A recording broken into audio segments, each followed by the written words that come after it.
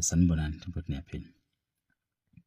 Namhlanje ngizokhuluma ngoKhuzani umfo kaMpungose. Ngichaze nje mhlambe okuningi mhlambe obvious nokuningi abantu abakwaziyo. But ukumchaza kwami ngimchaza because nginento yokuthi lokhu okobvious abantu abakunaki and abacabangi mhlawumbe ukuthi kuyiqiniso ngaye. Mhlawumbe ake siqale la. Uyabona umuntu onenhliziyo iyokusiza abantu.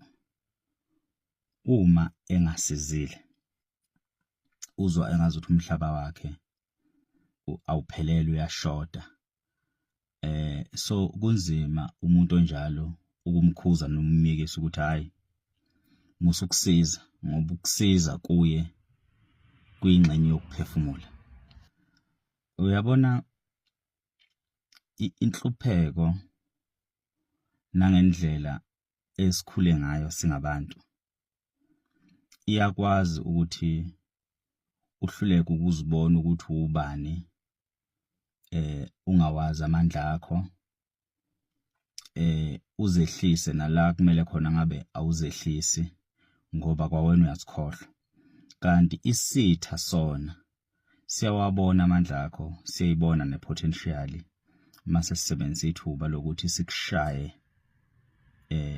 ungakawaboni lawo mandla akho ukuthi wena unamandla ngakanani. Uyabona uma umuntu onjalo abantu abafisa ukuthi amandla akho uwabone ngokuthi belokhu besheshe bekunqande njalo umuntu wena uyazama ukwenza into.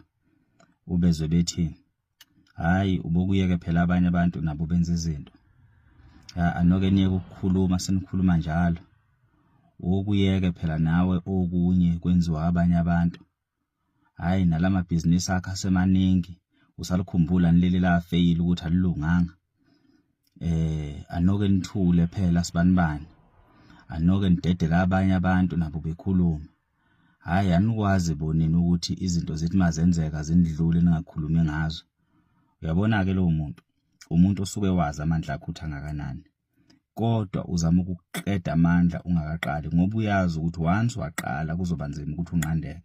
So ke ufica ukuthi ubhekana nezithe eziningi ezikubamba useyiphuphu ezama ukukulimaza useyiphuphu because somehow wena uyazibona ipotential yakho ukuthi mina ipotential yami nansi. Mina kahle kahle ngubani. Usathu ayibona ilight ukuthi hayi kumele ngelapha. Mase kusheshe kuqhamuka umuntu obese kubona eqala ukuthi makwafika lapho uzoba ingozi ngoba sanqandeka. Umfica umuntu egijima eyokuvimba ungakaqali. Wena akumele uzame lutho uzokuthiwa anoke ninika abanye abantu ithuba uyibuza ukuthi hayibo nakho ngibo uNkulunkulu bo.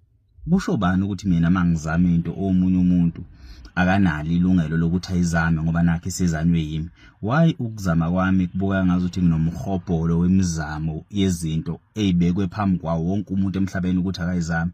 Kodwa make nje zazanywa yimina ngithola ama-attack. It's because kunabantu abakubonayo ukuthi uma once wafinyelela lapha angeke besakwazi ukukunqanda, angeke usabambeka. So therefore bahlezi benza ngayo yonke indlela ukuthi bekudonsele phansi. Uyabona lombhemo uKhuzani ushawa abantu akazi kahle kamhlophe ukuthi bebezomshaya vele. Kodwa ngenxa zokuthi unento yokuthi labantu abafuna ukumshaya mhlambe bafunzwe okwrong ngaye. Mase ebapha ithuba lokuthi babonise ukuthi umuntu. Emveni ukuthi ebaphe ithuba lokuthi babonise ukuthi umuntu abaphilele ngeqiniso. Kanti bona vele emqondweni wabo abasazimisele ngokubona umuntu kuyena. Sebebona ithuba lokwazi uku-attack bemshaya. So uyahluleka uKhuzani ukubona isilwane kumuntu kusese. Nginokuthi mina kunganzima ukube ibodyguard lakhe ngoba uyaphuza ukunuka ingozi. Kumthatha isikhathi ukubona ubulwane kumuntu. So ingakho ke enokushayeka. Ikhathe eziningi akukhona ukuthi mayisuke eshawa umuntu kwenzeka zonke lezi zinto ezenzakalayo zenzeka ubengazi ukuthi usibanibani ngehle ngishaye or usibanibani uyisitha sami, usukazi ukuthi usibanibani uyisitha sakhe, kodwa mase banethemba lokuthi hayi usibanibani uyisitha sami ngoba akangazi ukuthi ngubani. Bengathola ithuba lokungazi, mhlambe lendlela akacabanga ngayo ngami izoshintsha. Kanti lo muntu lo akayimisele ngokuthi kube nobungane nokuzwana, kodwa uyisitha esakhandwa saphila, nongabe wenza okuhle nongabe wenza okubi, la ulahla khona uzokushaya. Uyabona kubi ukuxhaphazeka komuntu onamandla okuzalwa, futhi umuntu oxhashazwe kakhulu ebuncaneni bakhe, umuntu okwaziyo ukuyilwela, umuntu ongakhona ukuthi njengoba bemxhaphaza nje akanawo amandla okuyiphiniselela. Kubhlungu-ke ngoba umuntu onjalo uma eseziphiniselela uba newala. Uma sekushaya ukushaya ngokudlulele, ufika ukuthi ngesikhathi ehlukumezeka bebethula abantu bejabule bebuka. Uma eseziphiniselela ekhanda isibhicongo, mase kuphinde futhi kuqhamuka bona abantu laba bethi hawu ubusungaze umshaye kanjena, kungani ungamiyekanga, kungani wenza ngathi awubonanga, as if yena akalimali, akabuza ubuhlungu. Yabona? So abantu abalwa nokhuzani like right now, abantu nje abangelutho, abantu abangelutho ngempela, futhi abangekho ngisho na level yakhe, not ngokwemali noma ngokwempumelelo, abangekho level yabo when siqhathanisa izingilosi namandla uNkulunkulu akawaphe umuntu ngomunye nomunye. So uzozwa komunye umuntu oseceleni othanda ukukhuzana ephatheka kabi ethi uyabonani mfowethu ukuthi wena njoba ulimala kanje ulinyazela ukuthi wena uyasiza. Uma ungaqhela uye ukusiza, yazi konke lokho kwenzakalayo kuzothula. Cha, noma engathula ukhuzana kuzokhulunywa, noma engenza kuzokhulunywa. So ukum-advise ukuthi akayeke ukusiza kufana nokuthi advise ukuthi akayeke ukuphefumula, because ukusiza it's part of i-DNA yakhe. Kukuye ukusiza, like yinto akazalelwa yona lapha emhlabeni, like yinto akayizela la emhlabeni. So angayeka ukusiza namhlanje uzombona esevumbuke zama ukuyosiza kwenye indawo ngethemba lokuthi abantu abafani, kanti still lo msindo uzovuka. So kunento eziningi ke umfokaMpungose akayiyeka ngoba kwasekufanele ekhethe phakathi kokufa nokuphila. Umuntu onjengokhuzani lena ke mhlawumbe izodinga umuntu ohlakaniphile. Umuntu onjengokhuzani umuntu ovame ukuba nezingilozi ezimbili, ingilozi emhlophe nengilozi emnyama. Abantu abaningi abanazo lezo ngilozi ezimbili. Omunye unengilozi eyodwa, ufica ukuthi nengilozi ebumnyama kuphela akanayo emhlophe, ufica ukuthi nemhlophe akanayo ebumnyama. Umuntu onengilozi ezimbili umuntu onobukhosi, noma umuntu osemandleni obuholi, noma umuntu onogcobo olukhulu. So kanjani na? Uyakwazi ukuthi mayiphimisa into yenzeke. So asike sithi ukufisela okuhle, ukufisela inhlanhla. Uma ekufisela inhlanhla kuphi ibusiso, ngempela uyabusiseka. Uma ekuqanganisela ingempela kuyenzeka. So kunabantu abanengilozi ebumnyama kodwa benganalo ugcobo lobukhosi. Umuntu onengilozi obumnyama umuntu okwazi ukuthi avela athathe umuthi ahambe ubeka phambi kwesango lakini enqunu nife nonke, o umuntu okwazi ukuthatha isibhamu avuka ahambe udubula abantu befe. Ufica ukuthi umuntu onengilozi emhlophe umuntu ofisa ukuthi abantu bephile, ethandazela abantu bephile, ephilisa abantu, enza ngayo yonke indlela ukuthi no matter what okwenzakalayo yena uyomthandazela ukuthi nibe right. Nongabe uyisosha kuyadutshulwana yena uyisosha lelama medicals ukuthi yena usiza abantu abalimele nabanenkinga, yena nje uyathandaza. Ufisa ukuthi abantu bephile. So now ukhuzane akanaso isandla sokubulala, akanawo umlomo wokuthi hambani niyobulala usibanibani. Kodwa ngoba ikuyena lento, uma isihlumezekile ingilozi yakhe emhlophe, iyakwazi lemhlophe ukubikela lemnyama ukuthi engazuthi usibanibani nje obephila lapha emhlabeni usephilela thina uyasixhaphaza. Mase umcabango uthi engazuthi empilweni yakhe kukho konke lokho akakwenza kumina, engahamba eyokwenza nakwabanye abantu ukwenzela ukuthi eyofunda ukuthi umuntu yini. ufica ukuthi yena deep down bengakhona ukuthi ubemfisela ukufa, kodwa ngenxa zokuthi ingilozi yobumnyama lento akaseyicabangile masiyahamba ngeshwa ke uma esezwa ukucabanga lokho ingilozi yobumnyama iyakuvakashela empilweni yakho. Mase kuvakashela sukusila ekhanda lakho uyahamba udlule kabi, udlule ngokusukela abantu, uzogcina usukela abantu abarongo noma kanjani okube empilweni yakho kuvama ukwenzeka, and uzodlula and bazokulimaza abantu and uzofa. And ufica ukuthi ufa ukhuzana kanalwazi nokwazi ukuthi ufe kanjani, ulinyazwe yini, ngenxa zokuthi abantu abanje abavama ukuba nezingilozi ezimbili, ingilozi emnyama nengilozi emhlophe. Ngikusho lokhu ngoba nami ngiyakwazi lokho. Nami ngingasho ukuthi ngikanjalo. It's just that angakadibani nama attack athi ukuba nginesibhamu ngabe ngiyahamba ngembulala lo muntu, angakadibani nalo hlobo lama attack, but I know ukuthi ikhona leyo potential kimi ethi uma ngingathiwa ngimpintshelwe ekhoneni ngiyalinyazwa, ingilozi yami ebumnyama ingavela kubonakala ukuthi ingivikela kanjani ekutheni lokho ubuthi uzama ukwenza kumina kwenzeke kuwe. Mfoka Khuba angimchazi kanje ngoba ngithi ngizama ukuzincengela noma ngiyamsaba. Ngimchaza kanje ngoba okuningi akayikho ngiyakwazi ngoba nami okuningi ngiyikho. Angiqhathanisi naye futhi angifanisi naye. Kodwa nginendlela yokwazi ukubona izinto eziningi abantu abangakwazi ukuyibona. And angikwazi ukuthi ngingathiwa ngiyazincengela kuye noma ngiyamsaba, ingakho ngikhuluma kanje ngaye. Ingilozi yami nje mina ngikwenzele isibonelo, ingilozi yami mina ngivumela ukuthi ngizincengele komunye umfana noma komunye umuntu, futhi ayingivumeli ukuthi ngisabe omunye umuntu, kodwa ingilozi yami iyakuvumela ukuthi ngikuhloniphe regardless ukuthi umncane noma umdala kunami. Futhi ingilozi yami iphila kangcono noma mina ngiphila kangcono uma unento yokucabanga ukuthi umkhulu kunami. So iyakenjoy ingilozi yami ukuthi ngibe mncane lapho bebakhulu khona, ngiphila kahle kabi. Bona manje ibona ukuthi nibakhulu kunami, ngiphila kahle, ngiba happy. So ngaleyo ndlela kungenza ukuthi ngingabi nawo umona nomunye umuntu, inhliziyo yami iyavuleleka. Omunye umuntu azakuthatha njengehabe engathi ngiyazenzisa, kanti angizenzisi, la ngiphila kahle khona kangcono.